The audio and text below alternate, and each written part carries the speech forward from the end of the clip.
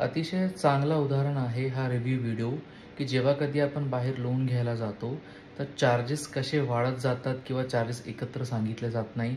मी माझ्या अनेक कस्टमरांना म्हणतो की कधी कधी बँकासुद्धा पूर्ण चार्जेस सांगत नाही की स्टार्ट टू एंड कधी येणार आहे आणि कस्टमर राग याच गोष्टी असतो की तुम्ही एकत्र सांगा, खर्च 1 रुपया असो किंवा लाख रुपये, मग स्टार्टिंगला सांगा की किती खर्च येते। तर हा रिव्ह्यू व्हिडिओ नक्की बघा की बाहेर जेव्हा लोन घेतात तिथं काय फसवणूक होती आणि कसे चार्जेस वाढवून सांगितले जातात। माझं नाव धनंजय दगडू गोरे। माझा फुलांचा व्यवसाय म्हणजे आमच्या वडिलांचा व्यवसाय असल्यामुळे तो मी पुढे चालण्याचा प्रयत्न केला आणि तो आता मी यशस्वीरित्या चालूच आहे। त्यानंतर मला घर मी जागा घेतली, त्यानंतर घर बांधण्याची थोडी पैशाची अडचण असल्यामुळे मी थोडं लोन घ्यावं म्हणलं। तर मी नगर परिषदचे सँक्शन घेतलं। त्याच्यानंतर मग कोणी मला सांगितलं HDFCचं घे, कोणी म्हणलं याचं घे, कोणी म्हणलं त्याचं घे। त्यानंतर मग मी HDFCला हे केलं। HDFC वाल्यांनी म्हणले पहिले 50,000 रुपयेच खर्च आहे, नंतर म्हणले इन्शुरन्स घ्यायला लागेल तुम्हाला, नंतर म्हणले ह्याचे वेगळे चार्जेस त्याचे वेगळे चार्जेस। त्यांनी असं जवळजवळ मला 1 लाख, 1.25 लाख, 1.5 लाखापर्यंत त्यांनी लिहून मला ठेवलं आणि आज करू उद्या करू किरकोळ गोष्टीसाठी पळापळी केली।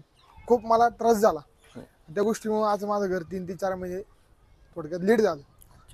त्याच्यानंतर आमचेच बंधू युवराज गोरे, राहुल सर, त्यांनी मला कुठल्याही प्रकारचा त्रास होऊन दिला नाही। सगळं अनुप असेल, त्यात सगळी त्यांची टीम असेल, सगळ्या गोष्टी जागच्या जागी, उद्यम आधार असेल, किरकोळ गोष्टी सगळ्या त्यांनी मॅनेज केल्या जागी।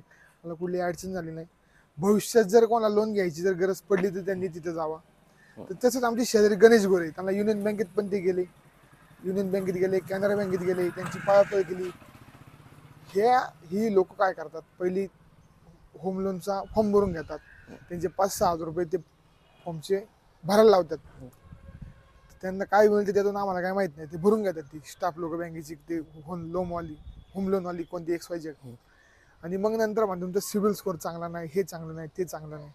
आता माझा सिबिल स्कोअर तर चांगला आहे, माझा विषय सोडून द्या। सिबिल स्कोअर चांगला नाही, हे चांगलं नाही, ते चांगलं नाही, भरपूर अडचणी सांगतात असं तसं। सिबिल स्कोअर तर चांगलाच असतो, चांगला आहेच, पण हे काहीतरी आपलं तांत्रिक अडचण सांगायची म्हणून आपलं सांगायची। आम्ही आमचं सिबिल स्कोअर केला ओके।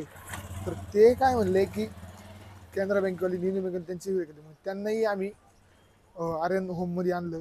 युवराज सरांची त्यांची भेट घालून दिली, त्यांनी त्यांचं काम करून दिलं। तर त्यांचे आज घर पूर्ण आलं, आमचंही पूर्ण आलं, कोणतीही अडचण नाही आली। एक फायनान्सर म्हणून राहुल सरांचं व्यक्तिमत्व कसं आहे या क्षेत्रात? एकदम व्यवस्थित, पैशाचं आधी काम नंतर पैसे। बाकी लोक काय करतात, पहिले पैसे भरा मग काम। यांनी स्वतःचे पैसे भरले माझ्या कामात, मग ते मॉर्गेज असो काय असो, यांनी स्वतःचे पैसे टाकले खिशातून माझी अडचण पाहता। मी यांना दिले। नंतर होम लोनचे 8 लाख रुपये पहिले आले, मग यांना मी नंतर पैसे दिले, आधी यांना 1 रुपया दिला नाही।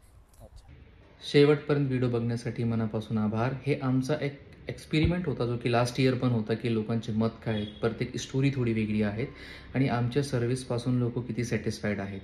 आमचे प्रयत्न हेच राहतील की तुमच्या अपेक्षांना आम्ही 100% प्रयत्न पार पाडावं।